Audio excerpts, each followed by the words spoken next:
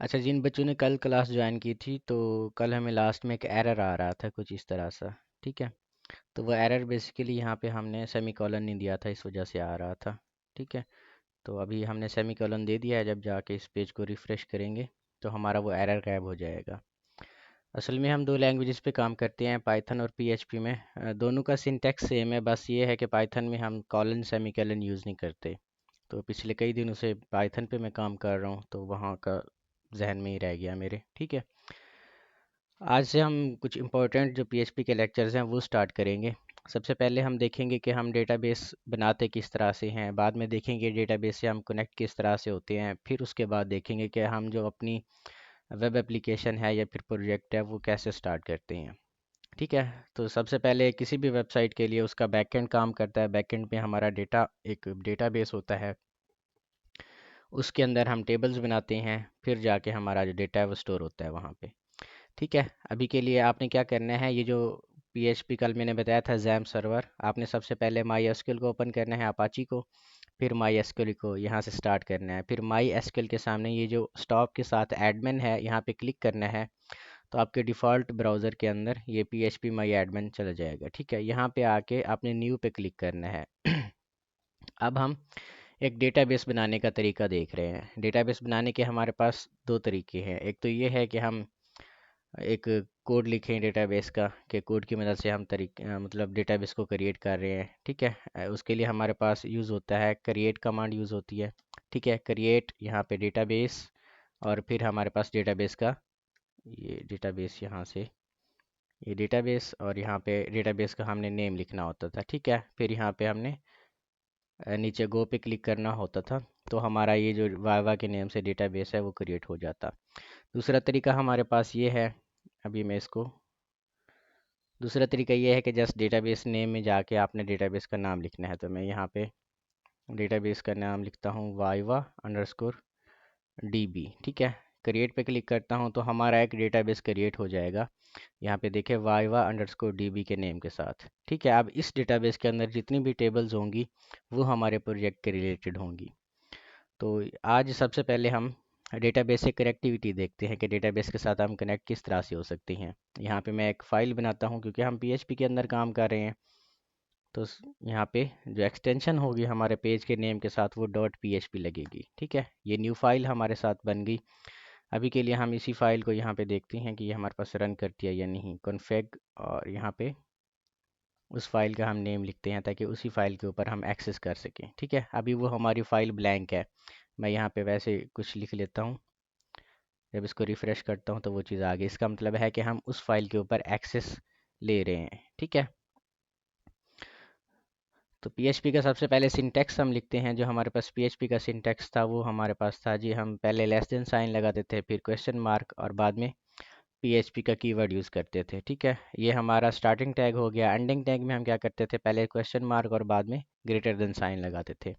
इस चीज़ के अंदर जो भी कुछ हम लिखेंगे वो पीएचपी के अंदर ही कंसिडर कर दिया जाएगा कि ये चीज़ आप पीएचपी के अंदर लिख रहे हैं।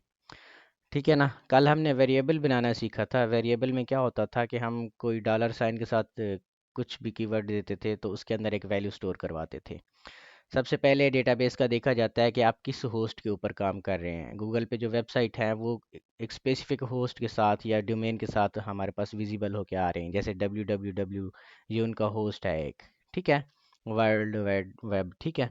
तो यहाँ पे हमारा जो अभी होस्ट है वो है लोकल होस्ट जैम सर्वर। ठीक है। इसको हम कहते हैं लोकल होस्ट। ठीक है जी। तो हम एक वेरिएबल बनाते हैं इस चीज़ के अंदर। इस वेरिएबल का नाम लिखते हैं हम डीबी होस्ट। ठीक है। आप कुछ भी लिख सकते हैं, ज़रूरी नहीं है डीबी होस्ट लिखें। और इसके अंदर एक आपने स्टोर करवा देना है कि हमारा जो लोकल होस्ट है वो अभी के लिए लोकल होस्ट है। ठीक है। यहाँ पे आपने सेमी कॉलन ज़रूर लगाना है क्योंकि इसकी वजह से फिर एरर आ जाती हैं। अब हमने वेबसाइट को क्या एक मतलब एक पेज बनाया है। पेज के अंदर क्या किया है, एक वेरिएबल के अंदर अपना होस्ट को स्टोर करवाया है। ठीक है। अगर आप डोमेन खरीद रहे हैं किसी www डॉट से तो यहाँ पे www डॉट लिखना है, या किसी और होस्टिंगर से, या फिर मतलब ऑनलाइन करना चाहते हैं तो यहाँ पे उस चीज़ का होस्ट लिखना है आपने। ठीक है। देन इसके बाद हमारे पास आता है कि यूज़र नेम क्या है आपके डेटाबेस का। बाय डिफ़ॉल्ट जब हम लोकल होस्ट पे यूज़र नेम यहाँ पे चूज़ करते हैं तो हमारा जो यूज़र नेम होता है वो रूट होता है। ठीक है। तो यहाँ पे एक और वेरिएबल बना लेते हैं जिसके अंदर हम डेटाबेस का यूज़र नेम स्टोर करवाते हैं। ठीक है, username is equal to यहाँ पे हमारे पास आ जाएगा रूट। ठीक है, ये बाय डिफ़ॉल्ट हमारे पास यूज़र नेम होता है लोकल होस्ट के लिए। उसके बाद यहाँ पे किसी भी डेटाबेस का फिर पासवर्ड होता है। ठीक है, तो यहाँ पे डीबी पासवर्ड लिखना है आपने इज़ इक्वल टू। अब यहाँ पे हमने, ये हमारे ऊपर डिपेंड करता है कि हमने लोकल होस्ट के ऊपर या फिर डेटाबेस के ऊपर पासवर्ड लगाया है या नहीं। हमारे केस में हमने नहीं लगाया, क्योंकि लोकल होस्ट पे हम कोई भी पासवर्ड लगा भी सकते हैं, नहीं भी लगा सकते हम, क्योंकि डिफरेंट तरह की एप्लीकेशन बिल्ड कर रहे होते हैं तो हर बार हमें पासवर्ड लगाने की ज़रूरत नहीं पड़ती। तो इसलिए हम इसको ब्लैंक छोड़ रहे हैं। ठीक है जी, इसके बाद फिर हमारे पास आ जाएगा कि आप किस डेटाबेस के साथ आप कनेक्ट करना चाहते हैं। यहाँ पे अगर देखें तो मेरे पास ये एक डेटाबेस ये पड़ा है, दूसरा डेटाबेस ये है, ये है, ये सारे डेटाबेस है। लेकिन हमने जो डेटाबेस बनाया है वाइवा अंडरस्कोर डीबी के नेम के साथ, तो इसके साथ मैं चाहता हूँ कि हमने कनेक्ट करना है अपनी वेबसाइट को। यहाँ पे हम डीबी और यहाँ पे लिखेंगे नेम, एक हमने वेरिएबल बना लिया और इसके साथ हम कनेक्ट करवा रहे हैं कौन सा डेटाबेस, ये हमारा है जी वाइवा अंडरस्कोर डीबी। ठीक है, एक वेरिएबल बना लिया, उसके अंदर हमने डेटाबेस का भी नेम को स्टोर करवाया है। ठीक है, ये चीज़ें हमें क्या कर रही हैं, ये चीज़ें हमें सिखा रही हैं कि आपने कौन सा होस्ट यूज़ किया है, आपके होस्ट का यूज़र नेम क्या है, उसका पासवर्ड क्या है और उसके अंदर कौन सा डेटाबेस को आप एक्सेस करना चाहते हैं। आसान हो जाए फिर देखते हैं। चलें जी, तो यहाँ पे हमने डेटाबेस का नेम भी दे दिया है कि किस डेटाबेस के साथ हम कनेक्ट रहना चाहते हैं। अब कनेक्शन कैसे करना है उसके लिए हम एक नया वेरिएबल बनाएंगे डॉलर कौन के नेम से। कौन का मतलब कनेक्शन। ठीक है, आप कोई भी यहाँ पे नेम रख रहे हैं, मैं वही नेम रख रहा हूँ जो हमारे पास यूज़ होती हैं। यहाँ पे न्यू का एक कीवर्ड देना है। न्यू का मतलब होता है कि हम एक न्यू इंस्टांस को क्रिएट कर रहे हैं। ठीक है, यहाँ पे लिखना है आपने माई SQLI, ये हमारे पास कीवर्ड होता है। यहाँ पे SQLI ये छोटे स्पेलिंग में आपने लिखना है। ठीक है, इसके अंदर आपने फिर यही वेरिएबल को पास करवाने हैं। ठीक है, पहला हमारा जो वेरिएबल है वो है $DB होस्ट है। दूसरा हमारा जो वेरिएबल है वो है $DB यूज़र नेम। ठीक है, इन वेरिएबल को हम पास करवा रहे हैं। आप समझ लें कि एक हम इंस्टांस क्रिएट कर रहे हैं कि बार बार ये चीज़ हमारे पास एक आगे हम लूप लगाएंगे, उसमें आपको मैं समझाऊंगा किस तरह से ये फिर बार बार हमें इस चीज़ को चलाने की ज़रूरत नहीं पड़ेगी, ये खुद ब खुद ही चलता रहेगा जब तक हमारी वेबसाइट लाइव होती रहेगी। ठीक है, यहाँ पे पासवर्ड दे दिया और यहाँ पे हम DB और नेम देना है हमने। ठीक है, यूज़र नेम हमारा आ गया, यहाँ पे हमारा पासवर्ड आ गया, हमारा डेटाबेस का होस्ट आ गया। ठीक है जी, तो यहाँ पे इसको आपने क्या करना है, कमांड को ख़त्म कर देना है या फिर सेमीकोलन लगा देना है। अब देखते हैं कि हमारा जो कनेक्शन हुआ है या नहीं। अब कनेक्शन को कैसे हम चेक करते हैं। कनेक्शन को चेक करने के लिए कल हमने इफ़ एल्स स्टेटमेंट देखी थी, आज भी हम उसी पे वर्क करते हैं, क्योंकि मोस्टली हमारे पास जो यूज़ होती है if else statement he use होती है। ठीक है, इफ़ और यहाँ पे देखते हैं, यहाँ पे हमने क्या करना था, हमने एक ऑपरेटर यूज़ करना था। ठीक है, ये हमने जो इंस्टांस बनाया है, अब इस इंस्टांस के ज़रिए हम चेक कर रहे हैं अपनी डेटाबेस के साथ कनेक्टिविटी, कि हमारा जो डेटाबेस है वो कनेक्ट हो गया या नहीं। ठीक है, यहाँ पे एक PHP की जानब से बिल्ट इन हमें प्रोवाइड करता है कि आपने एरर वगैरह अगर देखना है तो इसके लिए कनेक्ट अंडरस्कोर एरर, ये हमारे पास उनका एक इंस्टांस आ गया। यहाँ पे हम कमांड लिखते हैं। ठीक है, सबसे पहले यहाँ पे क्या प्रिंट करवाना है, आपने प्रिंट करवाना है, वैसे इको की मदद से हम प्रिंट करवा रहे होते हैं, लेकिन यहाँ पे हम चेक कर रहे हैं कि हमारा डेटाबेस के साथ कनेक्शन हुआ है या नहीं। तो यहाँ पे एक हमारे पास कीवर्ड आता है डाई। डाई का मतलब है कि आपका कनेक्शन नहीं हुआ है। ठीक है, तो ये चीज़ आपको समझ आ जाएगी अभी। यहाँ पे हम अपनी तरफ से कुछ लिख लेते हैं कि कनेक्शन लॉस्ट। हमारे पास ये मैसेज आना चाहिए कि आपका जो कनेक्शन है वो डाई हो गया है या फिर लॉस्ट हो गया है, डॉट। और इसी को कॉपी करके हम नीचे लिखते हैं, ये हमें बताएगा कि किस वजह से हमारा जो कनेक्शन है वो लॉस्ट हो गया है। ठीक है, जो वेरिएबल हमने ऊपर पास किया है, ये हमारी इफ़ स्टेटमेंट है। अगर किसी वजह से हमारा कनेक्शन डाई हो जाता है तो ये चीज़ हमें एरर देगा कि किस वजह से आपका जो एरर है वो आ रहा है। ठीक है, एल्स स्टेटमेंट में हम चूज़ करते हैं, या एल्स में क्या करते हैं, हम कहते हैं कि हमें आप एक मैसेज डिस्प्ले करवा दो अगर तो हमारा डेटाबेस के साथ कनेक्शन सक्सेसफुल हो गया है। ठीक है, तो यहाँ पे कनेक्शन सक्सेस का एक हमारे पास मैसेज आना चाहिए। ठीक है जी, तो अभी इस फाइल को दोबारा से हम रन करते हैं। ये गई हमारे पास। ठीक है, तो कनेक्शन सक्सेस का हमारे पास मैसेज आ गया। ये मैसेज किस वजह से आया है? क्योंकि हमारी जो डेटाबेस के साथ कनेक्टिविटी है वो कम्प्लीटली तौर पे कामयाब हो गई है। ठीक है, बेसिकली ये हमारी config.p फाइल के config.php फाइल के अंदर जो आपका कोड पड़ा है वो इस चीज़ को रिप्रेजेंट कर रहा है कि हम किस तरह से डेटाबेस को कनेक्ट कर रहे हैं। अब ये इफ़ स्टेटमेंट हमारी चलती रहेगी चलती रहेगी चलती रहेगी जब तक ये वाला मैसेज हमें प्रिंट नहीं होता। ये हमारा मैसेज उस सूरत में प्रिंट होगा जब हमारी वेबसाइट में एरर होगा या डेटाबेस के साथ कनेक्टिविटी में एरर होगा। ठीक है, अभी के लिए मैं क्या चाहता हूँ, मैं चाहता हूँ कि हमारा ये जो कनेक्शन सक्सेस का मैसेज है ये हर बार ना आए, इसलिए मैं ये एल्स वाली जो स्टेटमेंट है इसको मैं हटा देता हूँ। ठीक है, अगर कोई एरर आएगा तो वो यहाँ पे मुझे शो करवाएगा, अदरवाइज ये कनेक्शन सक्सेस का जो मैसेज है मैं कहता हूँ मेरे पास ना आए। ये हमारी config.php की फ़ाइल है। ठीक है, इसके बाद हमने एक फ़ाइल बनाई थी index.html की। ठीक है, फर्स्ट लेक्चर हमने देखा था, इसके अंदर हमने एक फॉर्म बनाया था, ये वाला जो हमारे पास फॉर्म है ना। तो इसी फार्म को मैं चाहता हूँ कि आज हम एक स्टेटमेंट देखें, इंसर्ट कमांड, यानी डेटाबेस के अंदर हम किस तरह से एक इंसर्ट करवा सकते हैं डेटा को। तो मैं ऐसी सारी को कॉपी करता हूँ, index.php के अंदर जाके मैं पेस्ट करता हूँ इसको। ठीक है, अभी के लिए हम जो रन करवाते हैं अपने यहाँ पे पेज, तो वो होगा हमारा index.php। ये वाली चीज़ हमारे पास आ गई थी। हम यहाँ से जो टेबल है उसको कमेंट आउट करते हैं। जस्ट हमने फार्म के साथ ही यहाँ पे अभी एक्ट करना है। ठीक है, तो ये जो टेबल है हमारे पास, हम कहते हैं कि टेबल हमारे पास अभी विजिबल ना हो, ऊपर नेविगेशन बार जो है वो चले वो आता रहे हमारे पास। तो मैंने इसको कमेंट कर दिया। अभी इसको मैं रिफ़्रेश करता हूँ तो ये वाला जो फार्म है हमारे पास आ जाएगा। ठीक है, ज़्यादा टाइम हमें लगेगा इसके ऊपर, तो मैं चाहता हूँ कि इसके अंदर जो ये जेंडर वाला है ये वाला भी मैं हटा देता हूँ। ठीक है, तो अभी जो हमारा फार्म है वो कुछ इस तरीके का दिख रहा है। ठीक है, हमने क्या करना है, अब डेटाबेस के साथ कनेक्शन करना है। कनेक्शन में हमारे पास क्या चीज़ आनी चाहिए, हम चाहते हैं कि ये जो नेम है हमारा, पासवर्ड है हमारा और ईमेल है हमारा, ये चीज़ हमारी किसी न किसी टेबल टेबल के अंदर जाने चाहिए। तो इसके लिए हमें एक टेबल बनानी पड़ेगी डेटाबेस के अंदर। टेबल भी आप दो तरीके से बना सकते हैं, जिस तरह आप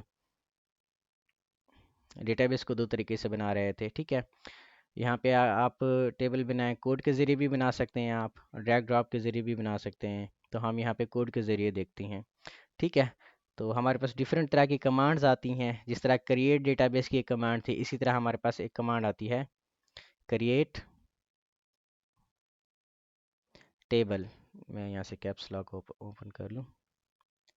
ठीक है, अब यहाँ पे आपने देना है टेबल का नेम। ठीक है जी, तो हम टेबल का जो नेम देते हैं वो है फॉर्म अंडरस्कोर डेटा, क्योंकि हम फार्म से ही डेटा ले रहे हैं तो इसके अंदर हम कुछ चीज़ें बना रहे हैं। ठीक है, हमारे जो फार्म के अंदर है वो क्या क्या चीज़ें इंक्लूड हैं, ये बिल्कुल पीएचपी की तरह ही है माई एसक्यूएल। ठीक है, यहाँ पे आप देखें तो हमारे फार्म के अंदर नेम इंक्लूड है, हमारा पासवर्ड इंक्लूड है और हमारा जो ईमेल है वो इंक्लूड है। आवाज़ आ रही है ना? हम्म, ठीक है, तो हमने ये तीन चीज़ें बनानी है। एक चीज़ हमारे पास होती है आईडी। ठीक है, हर टेबल की एक ना एक आईडी होती है जो कि हमारी प्राइमरी की होती है। प्राइमरी की का मतलब है कि वो ऑटो इंक्रीमेंट होती है, उसकी जो वैल्यू होती है यूज़र नहीं दे रहा होता बल्कि डेटाबेस खुद से एक मतलब की को जनरेट कर रहा होता है, जिसको हम प्राइमरी की कहते हैं। ठीक है, तो सबसे पहले हम इसका कोड लिखते हैं। सबसे पहले हमारी आईडी आ जाएगी। आईडी क्या होगी हमारी, इंट में होगी। इंट का मतलब है इंटीजर में होगी। ठीक है, और दूसरा ये ऑटो इंक्रीमेंट होगी, यहाँ पे आपको वो देगा हॉवरिंग भी। ठीक है, और ये हमारी प्राइमरी की हो गई। ठीक है, तो एक हमारे पास जो कॉलम आ जाएगा वो आईडी का आ जाएगा। आईडी हमारी क्या होगी, प्राइमरी की। तो यहाँ पे कॉमा देना है आपने। दूसरा हमारे पास क्या चीज़ आएगी, दूसरा हमारे पास यहाँ पे नेम हमने लेना है। ठीक है, यहाँ पे हम लिखते हैं जी नेम, और नेम इसके बाद इसकी डेटा टाइप देनी पड़ती है। ठीक है, जिस तरह आईडी की डेटा टाइप हमने इंटीजर दी है, कल हमने डेटा टाइप्स को भी देखा था, तो नेम की जो डेटा टाइप होगी वो हमारी क्या होगी, स्ट्रिंग। स्ट्रिंग को हम यहाँ पे लिखते हैं वैर कैर, CHAR। वैर कैर का मतलब होता है वेरिएबल कैरेक्टर्स। ठीक है, और यहाँ पे इसकी लेंथ भी देनी पड़ती है। डिफ़ॉल्ट लेंथ हमारी 255 होती है, तो 255 हमारी ये लेंथ होगी, और हम चाहते हैं कि ये नल ना हो। ठीक है, यानी नल वैल्यू हमारे डेटाबेस के अंदर स्टोर ना हो। इसके बाद हमारे पास क्या चीज़ थी, इसके बाद हमारा ये पासवर्ड था, तो हम यहाँ से पासवर्ड का भी एक कॉलम बना लेते हैं। यहाँ पे पासवर्ड, और यहाँ पे पासवर्ड को भी हम varchar ले लेते हैं, और इसकी जो डिफ़ॉल्ट लेंथ है वो यहाँ पे दे देते हैं। ठीक है, ये भी हम कहते हैं कि नॉट नल हो। आखिर में हमारे पास ईमेल आएगा, तो हम ईमेल को भी देख लेते हैं। ठीक है, यहाँ पे ईमेल, बिल्कुल ये आसान सी लैंग्वेज है जो हमारी डेटाबेस की लैंग्वेज है, इतनी हमारे पास मुश्किल नहीं है। ये आप ऑनलाइन भी सर्च कर सकती हैं कि किस तरह से टेबल और उनकी डेटा टाइप्स को क्रिएट किया जाता है। ठीक है, इसको भी हम कहते हैं कि नॉट नल। ठीक है, अब इसको क्रिएट करते हैं हम एक टेबल को। गो पे क्लिक करेंगे तो इसमें कोई एरर नहीं आया, तो हमारे पास टेबल क्रिएट हो जाएगी। तो हमने एक टेबल को क्रिएट किया है जो कि कुछ इस तरह से है। अगर इसका स्ट्रक्चर देखें तो हमारा इस तरह से स्ट्रक्चर आ जाएगा। सबसे पहले हमने आईडी लिया, आईडी हमारी प्राइमरी की आ गई। उसके बाद हमने नेम लिया है, नेम हमारा एक स्ट्रिंग वहाँ पे स्टोर करेगा। फिर हमारे पास पासवर्ड है, फिर हमारे पास ईमेल है। ठीक है, तो यहाँ पे हम देखते हैं अब हमने क्या करना है। अब हमने पीएचपी का कोड लिखना है। तो मैं यहीं पे चाहता हूँ कि पीएचपी का कोड हमारा यहीं पे आ जाए, एक पेज के अंदर ही। ठीक है, तो सिंटैक्स हम इसका इसी तरह से लिखते हैं। यहाँ पे हमारे पास पीएचपी का कीवर्ड आ जाएगा, और इसको एंड करते हैं। बाद में हम क्या चाहते हैं, हमने एक config.php की फ़ाइल बनाई थी। ठीक है, अभी जो बनाई है वो इसीलिए मैंने बनाई है ताकि हम अपने हर पेज को लिंक कर सकें डेटाबेस के साथ। तो यहाँ पे हमारे पास इंक्लूड एक आ जाता है। इंक्लूड आपने क्या करना है, यहाँ पे config.php, ये जिन लोगों का प्रोजेक्ट मिल गया अगर वो देखेंगे तो php की लाइन के बाद यहाँ पे इंक्लूड या config.php लिखा हुआ है। ठीक है जी, आप इस तरीके से भी लिख सकते हैं। अगर आप यहाँ पे ब्रैकेट्स वगैरह नहीं डालना चाहते तो इस तरीके से भी आप लिख सकते हैं, इनका कोई मसला नहीं है। ठीक है, अब आपने फार्म को देखना है। फार्म का हम कहते हैं जब इसका जो मेथड हो पोस्ट हो। तो मेथड हमारे ये पोस्ट है, और यहाँ पे बटन को भी यहाँ पे आपने कीवर्ड देना होता है। बटन की जो टाइप है वो यहाँ पे HTML,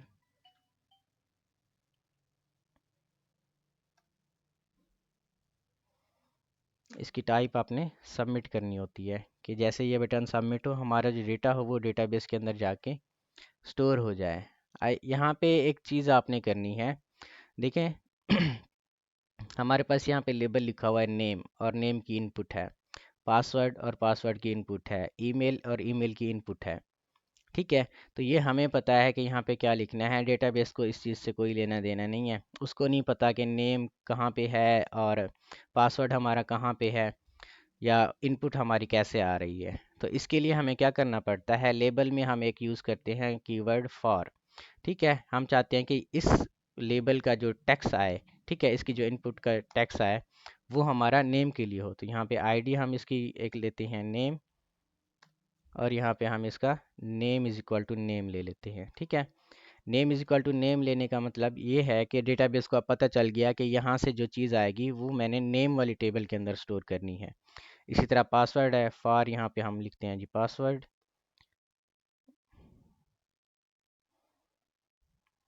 और नीचे यहाँ पे ID is equal to password लिखते हैं हम, और नेम इज़ इक्वल टू ये भी हम पासवर्ड लिखते हैं। ठीक है जी, ईमेल है, ईमेल फॉर ईमेल, ये अथेंटिकेट कर रहे हैं हम उनको। Name is equal to email हमारे पास आएगा, ID is equal to email. ठीक है जी, अब क्या करेगा, अब जब हम फार्म को सबमिट करेंगे तो डेटाबेस को पता चल जाएगा कि नेम कहाँ से आ रहा है हमारा, ईमेल कहाँ से आ रहा है हमारा, पासवर्ड हमारा कहाँ से आ रहा है। ठीक है, अब यहाँ पे फार्म एक्शन लिखा हुआ है। एक्शन का मतलब है कि अब इस फार्म को आपने किस जगह पे जाके सबमिट करना है। नॉर्मली हम क्या करते हैं, दो पेजेस को लिंक कर देते हैं। एक पेज के ऊपर हमारा फॉर्म पड़ा होता है, दूसरे पेज के ऊपर हमारा जो पीएचपी की कोडिंग होती है वो पड़ी होती है। लेकिन जो मैं कोड करता हूँ, जो हमने वेबसाइट आपको दी होगी, एक मिनट,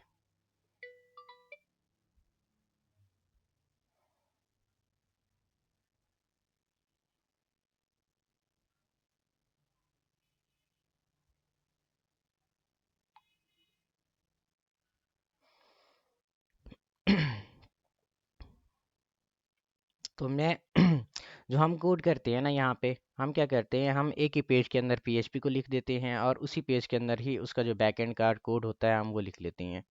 ठीक है, तो हम यहीं पे बैकएंड का कोड लिख लेते हैं। तो इसके लिए आपको यहाँ पे जो इसका मेथड है पोस्ट देना पड़ता है, और एक्शन जो है पीएचपी सेल्फ के नेम से एक हमारा वेरिएबल बना होता है। ठीक है, यहाँ पे हम वो लिख लेते हैं। यहाँ पे आपने पीएचपी का सिंटेक्स लिखना है, पीएचपी, और यहाँ पे हम पीएचपी को ऑफ करवा रहे हैं। जब ये चीज़ हो जाएगी तब आपको समझ आएगी, अभी आपके लिए ये चीज़ आपके दिमाग में भी नहीं घुस रही होगी। ठीक है, एचटीएमएल स्पेशल कैरेक्टर्स यहाँ पे होते हैं कि इस फार्म से हमारे पास जो कैरेक्टर्स आने हैं वो एचटीएमएल के स्पेशल कैरेक्टर्स हैं। यहाँ पे हमने एक ऊपर वेरिएबल बनाएंगे डॉलर अंडरस्कोर सर्वर के नेम से। ठीक है, यहाँ पे वो आ भी गया है। और इसके अंदर हम क्या देंगे, इसके अंदर हम लिख लेते हैं PHP self, PHP underscore self. ठीक है, इसका मतलब है कि अभी जो हमारा पेज है जैसे ही ये सबमिट होगा तो इसी पेज के ऊपर जाके रिफ़्रेश हो जाएगा। ठीक है। अब हमारा जो मेन काम है वो डेटाबेस के अंदर जो टेबल बनाई है हमने उस टेबल के अंदर डेटा को पुट करना है। जब हम पुट करेंगे तो वो आपको समझ आएगी। ठीक है, सबसे पहले हम क्या करते हैं, हम इफ़ स्टेटमेंट लगाते हैं और इसके अंदर अभी जो नीचे हमने डॉलर अंडरस्कोर सर्वर के नेम से एक वेरिएबल लिखा है वो वाला ये वेरिएबल बिल्कुल बेसिकली क्या कर रहा है, ये वेरिएबल हमारे देख रहा है कि सर्वर या फिर किस फार्म से हमारा जो डेटा है वो पोस्ट होके आ रहा है। ठीक है, तो इसके अंदर हमने क्या करना होता है, इसके अंदर हमने फिर लिखना होता है कि आपका जो रिक्वेस्ट मेथड होता है, रिक्वेस्ट अंडरस्कोर मेथड यहाँ पे आपने लिखना है। ठीक है, इज इक्वल टू यहाँ पे आपका जो रिक्वेस्ट मेथड हो पोस्ट। ठीक है, नीचे जो फार्म है वहाँ से अगर रिक्वेस्ट मैसेड मेथड उसका पोस्ट है तब जाके आपने क्या करना है, यहाँ पे हम तीन वेरिएबल बना लेंगे। अभी जो वेरिएबल्स का मेन काम है वो यहाँ पे हमारे पास आता है। ठीक है, पहला हम वेरिएबल बना लेंगे नेम के, डॉलर नेम। इसके अंदर हम क्या स्टोर करवाएंगे, नीचे से जो नेम हमारा आ रहा है यहाँ पे डॉलर अंडरस्कोर पोस्ट, और अभी यहाँ पे हम क्या लिखेंगे, अभी यहाँ पे हम डबल क्वोट्स के अंदर लिखेंगे नेम। ठीक है, यहाँ पे आपका जो मेन मेथड है वो चीज़ आएगी। अब हम क्या कर रहे हैं, जब हम फार्म को पोस्ट कर रहे हैं, ठीक है, तो ये CSS को थोड़ा सा मैं यहाँ से थोड़ा कर लेता हूँ।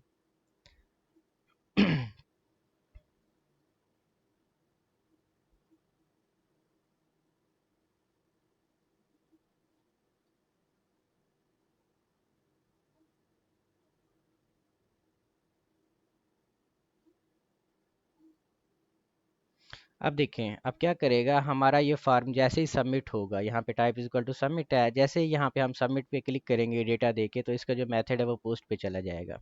ठीक है, इस चीज़ को लिखने का मतलब है कि आपने जो डेटा है वो इसी पेज के ऊपर लेके जाना है। ठीक है, जब वो डेटा इसी पेज के ऊपर लेके जाएगा तो यहाँ से वो हमारी जो इफ़ स्टेटमेंट है ये रन होगी। ठीक है, ये चेक करेगी कि अगर डेटा हमारे पास आ रहा है तो आपने नेम के वेरिएबल के अंदर जो नेम की इनपुट है नीचे से, ठीक है, ये ID is equal to name is equal to name हमने दिया हुआ है। ठीक है, जो नेम की हमारे पास इनपुट है वो आके इस वाले जो डॉलर साइन या फिर वेरिएबल है स्टोर हो जाए। नीचे हमारे पास फिर पासवर्ड आएगा, तो फिर यहाँ पे डॉलर पासवर्ड हम क्रिएट कर लेते हैं, और यहाँ पे डॉलर अंडरस्कोर पोस्ट मेथड हमारे पास आ जाएगा। और इसके अंदर अभी हमने क्या स्टोर करवाना है कि नीचे से हमने जो पासवर्ड आ रहा है वो आके यहाँ पे हमारा स्टोर हो जाए। ठीक है, फिर इसके बाद हमारा ईमेल आएगा। यहाँ पे ईमेल हम एक वेरिएबल बना लेते हैं, और इसके अंदर हम चाहते हैं कि नीचे से जो हमारे पास एक चीज़ आ रही है ईमेल की, या फिर ईमेल जो हमारा आ रहा है वो आके थोड़े से लम्हे के लिए यहाँ पे हमारा पोस्ट हो जाए। ठीक है जी, तो यहाँ पे आप चाहें तो इको स्टेटमेंट एक लगा सकते हैं, इको यहाँ पे डॉलर लिखते हैं और यहाँ पे मैं नेम लिखता हूँ। तो अभी की बार यहाँ पे पहले हम रिफ़्रेश कर लेते हैं। ठीक है, रिफ़्रेश करने से ये हमें क्या दे रहा है कि आपका जो रिक्वेस्ट मेथड है अभी पोस्ट नहीं है, इसलिए हमें ये एरर दे रहा है, हमने पूरी कमांड वो नहीं लिखी है।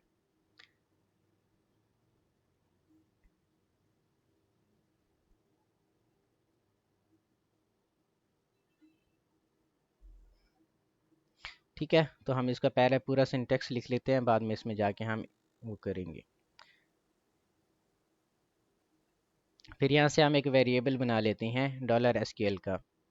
ठीक है, ये वेरिएबल हम बना रहे हैं, इसके अंदर हम एक स्टेटमेंट देंगे। क्या अभी हमने क्या करना है, इंसर्ट कमांड के ज़रिए, इंसर्ट इनटू हमारे पास एक कमांड होती है। ठीक है, ये हम DML और DDL लैंग्वेजेस में पढ़ते हैं, आपने CS403 के अंदर भी पढ़ा होगा। Insert command, update command, delete command, ये जो हम CRUD ऑपरेशन करते हैं, तो वो CRUD ऑपरेशन हमारा इसी कमांड के अंदर आता है। यहाँ पे मेथड के स्पेलिंग हमारे गलत थे, इसलिए वो एरर आ रहा था। ठीक है, तो इंसर्ट इनटू, अब किस टेबल के अंदर आपने ये वाला जो डेटा है वो जाके इंसर्ट करवाना है, तो हम कहते हैं फार्म अंडरस्कोर डेटा डेटा। ठीक है, जो टेबल हमने बनाई है फार्म अंडरस्कोर डेटा की, डेटाबेस के अंदर सबसे पहले हमने कोड लिखा था। अब उसमें हम यहाँ पे वैल्यूज़ को दे रहे हैं कि जो हमारी वैल्यूज़ हैं वो कहाँ से आएंगी। ठीक है, सबसे पहले यहाँ हमारी जो थी वैल्यू यहाँ पे, वो हमारी नेम थी। ठीक है, तो यहाँ पे डेटाबेस के अंदर हमारा नेम था, फिर हमारे पास पासवर्ड था। ठीक है, जो कॉलम हमने बनाए थे, फिर हमारे पास ईमेल था।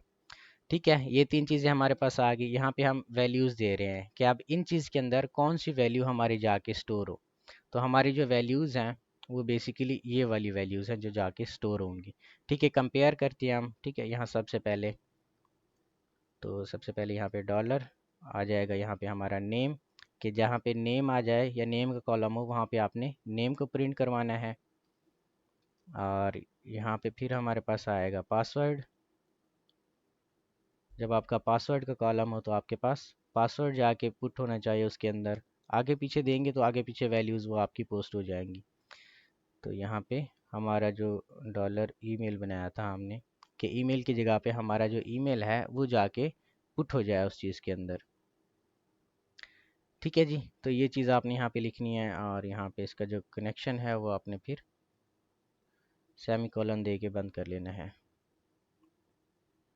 ये हमारी एक कमांड लग गई है यहाँ पे। अब हम चेक करते हैं कि वाकई में हमारा जो डेटा है वो इंसर्ट हो रहा है या नहीं। तो हर बार हमने क्या लगाना है, इफ़ स्टेटमेंट यहाँ पे लगानी है। ठीक है, इफ़ के अंदर हम एक और इफ़ स्टेटमेंट लगा रहे हैं, और यहाँ पे हम चाह रहे हैं कि डॉलर कनेक्शन, जो हमने एक वेरिएबल बनाया था, यहाँ से हम डॉलर कनेक्शन ले रहे हैं। ठीक है, config.php की फाइल से।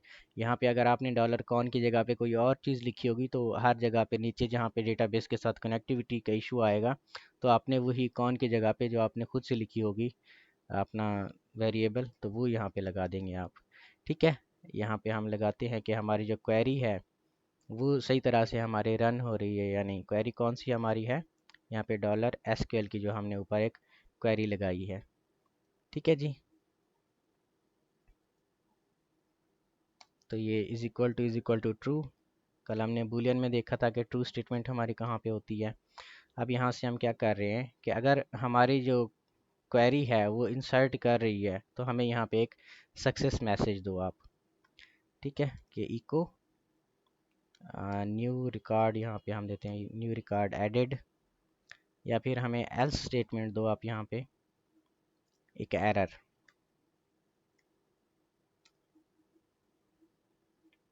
यहाँ पे भी हम कुछ ना कुछ प्रिंट करवा सकते हैं। ठीक है, तो हम यहाँ पे इको ही प्रिंट करवाते हैं अभी के लिए, नॉट इंसर्टेड। ठीक है, अभी यहाँ पे अगर कोई हमारे पास सेमी कोलन वगैरह का इशू ना आया, देन जाके हमारी ये जो कमांड है वो सक्सेसफुली रन हो जाएगी। अभी यहाँ पे इसको हम रिफ़्रेश करती हैं। नेम की जगह पे हम नासिर देती हैं, पासवर्ड की जगह पे हम 123 देते हैं, ईमेल की जगह पे जाके हम यहाँ पे admin@admin.com ये देते हैं, सबमिट पे क्लिक करते हैं। तो यहाँ पे देखिए हमारा मैसेज आ गया कि आपका जो न्यू रिकॉर्ड है वो ऐड हो गया है। यहाँ पे हम टेबल को रिफ़्रेश करते हैं तो हमारी जो इंसर्ट कमांड है यहाँ पे देखिए इनपुट हो गई हमारे डेटाबेस के अंदर। ठीक है, तो इंसर्ट कमांड हमारी इस तरह से वर्क करती है। सबसे पहले हमने क्या करना होता है, एक फॉर्म बना लेना होता है। फॉर्म के अंदर हमने फिर उस फॉर्म को एक नेम कमांड देनी होती है, या फिर नेम कीवर्ड के ज़रिए हम दिखा रहे होते हैं कि इसकी वैल्यू जो होगी वो नेम होगी, इस इनपुट टाइप की जो वैल्यू होगी वो पासवर्ड होगी, इस इनपुट टाइप की जो वैल्यू होगी वो ईमेल होगी। जैसे ही आपका बटन सबमिट हो, फिर हमने ऊपर इफ़ स्टेटमेंट चलाई होती है कि अगर आपका जो फॉर्म है वो कहीं से भी सबमिट हो रहा है तो कुछ वेरिएबल के अंदर हम उसका डेटा स्टोर करवा लेती हैं। फिर हम इनसाइड कमांड की मदद से या इनसाइड क्वेरी की मदद से वो वाला डेटा हम अपने टेबल को दे रहे होते हैं। ठीक है, आज की वीडियो में हमने टेबल बनाना भी सीखा है, डेटाबेस को बनाना भी सीखा है, और CRUD ऑपरेशन का सबसे पहला जो ऑपरेशन होता है क्रिएट डेटाबेस, वो भी हमने देखा है। इंसर्ट हमारे पास कमांड होती है, वो भी हमने देखी है।